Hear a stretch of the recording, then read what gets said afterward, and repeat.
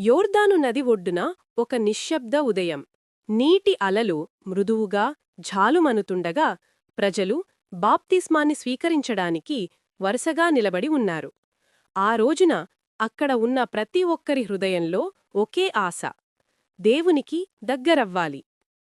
యోహాను బాప్తిస్మమిచ్చువాడు ప్రజలను పశ్చాత్తాప పిలుపుతో దేవుని మార్గం వైపు రప్పిస్తున్నాడు. అతని మాటలు అగ్నిలా, అతని స్వరం నిజాయితీతో నిండినది. అప్పుడే దూరనుండి ఒక వ్యక్తి నెమ్మదిగా నడుచుకుంటూ వస్తాడు. అతని ముఖంలో ప్రశాంతత, కళ్లలో దైవిక కాంతి. అతను యేసు.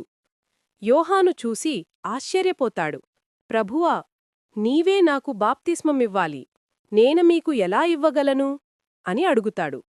కాని యేసు చిరునవ్వుతో అంటాడు, ఇది ఇప్పుడు జరగాలి, దేవుని చిత్తం నెరవేర్చడం కోసం. యోర్దాను జలాలు యేసు పాదాలను తాకుతాయి. ప్రతి అల ఆయనను ఆహ్వానిస్తున్నట్లు ఉంది. యేసు నీటిలోకి దిగిపోతాడు.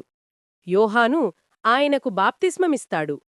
ఆయన నీటి నుండి పైకి వచ్చిన క్షణమే ఆకాశం ఒక్కసారిగా తెరుచుకుంటుంది. దేవుని ఆత్మ ఒక పావురంలా అవతరించి యేసు పైనిలుస్తుంది. ఆకాశమంతా నిండిన మధురమైన స్వరం వినిపిస్తుంది.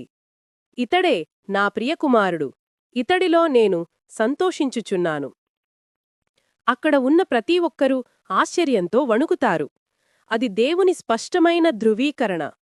యేసు తన దైవిక సేవను ప్రారంభించబోతున్న ఘనక్షణం. ఆ రోజు యోర్దాను నది ఒక అద్భుతానికి సాక్ష్యమైంది. మానవజాతి కోసం దేవుని ప్రేమ మరోసారి ప్రకటించబడింది. ఇది యేసు బాప్తిస్మం, ఆకాశం భూమిని తాకిన పవిత్ర క్షణం. ప్రతిరోజూ ఒక కొత్త క్రిస్మస్ కథ కోసం సబ్స్క్రైబ్, లైక్, షేర్ వీడి లైఫ్ స్టూడియో. ధన్యవాదములు.